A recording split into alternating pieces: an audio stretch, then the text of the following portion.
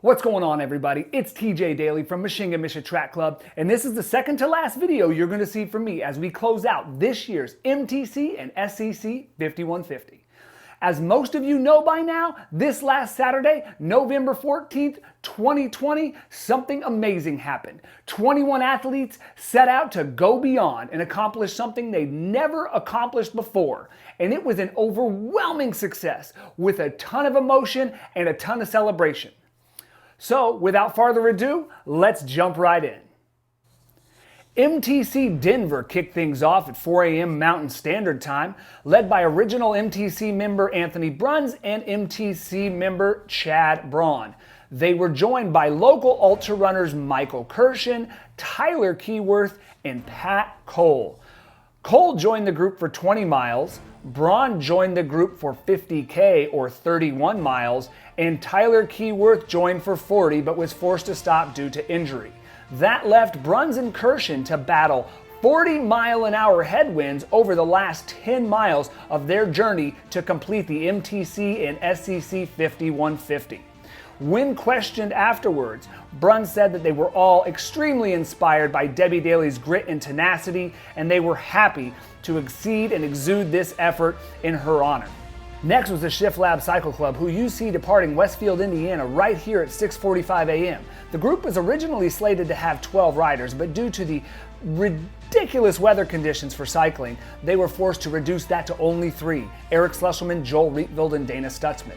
Things got so bad at one point in time with the 20-mile-an-hour headwinds and the freezing temperatures that they were forced inside to avoid hypothermia. Here you see a picture of them for about 30 minutes where they were getting those core temperatures back up. They continued to hammer east to Union City, Ohio, which was their turnaround.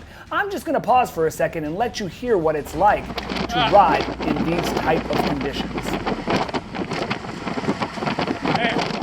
Of course, this team finished strong, ending at Mishinga Country Club, 150 miles at 6 p.m. They were super inspired as well, super grateful, and absolutely delivered. And finally, we have our local MTC runners, Group A and Group B, who took off at 7:30 and 8 a.m. respectively. For the first 7 miles, Group A was joined by Russ Kate on their trek to that first aid station in Omega, Indiana, and you can see those 6 coming into that aid station right here. The 5 that would go on to finish the race, Scott Reeder, Phil Dodick, Trent Daly, Christy D, and the man who birthed this idea, Scott Shanks, stopped to take a quick photo before they headed out. And here you see Group B, TJ Daly, Todd Daly, Caleb Chambers, Cameron Balzer, and Paul Hanna leaving that Omega, Indiana aid station. And here you see them arriving at aid station number 2 in Hobbs, Indiana. Aid station number 3 would feature Debbie Daly and her sisters coming out for the first time, which provided huge inspiration to the athletes out there on the course and kept Group A looking fresh as they rolled into that next aid station at mile 25. And here you see Group B rolling into the mile 25 aid station, trying to look as fresh as Group A and keeping it moving. Next up, you'll see Group A rolling into the 31-mile aid station. That's Trent Daly, Christy D, Scott Shanks, Scott Reeder, and Phil Dodick looking great. And then you see the remaining 4 members of Group B rolling towards that same aid station after Paul Hanna completed his marathon. Here is the 37-mile aid station where the groups finally joined together and were joined by Tim Moorhead, John Faust, and Dakota Davison, who would join them for the last 13 miles of this race. And here is that giant group hammering straight into the wind and rain as they head towards Roseburg, Indiana, in that 42-mile aid station. This is where things got really difficult. As you can see, there's a lot of rain, wetness, there's a lot of wind, and the groups are finally starting to break up a little bit. And of course, that continues as they come into the next aid station here and the final aid station at mile 47. But just as soon as they got to that aid station, they took off. It was time to get to Mishinga Country Club, and it was time to get to that finish line at mile 50 where everyone was waiting. And here come the runners. After nearly 10 hours of running and 50 miles, they made it to Mishinga Country Club, and as planned, they're picking up Debbie Daly for that final climb, that final 1/10 of a mile up the hill towards the Mishinga Country Club clubhouse. Way to go, Dailies. And as we make this climb, there's a few reminders that I wanted to lay out there.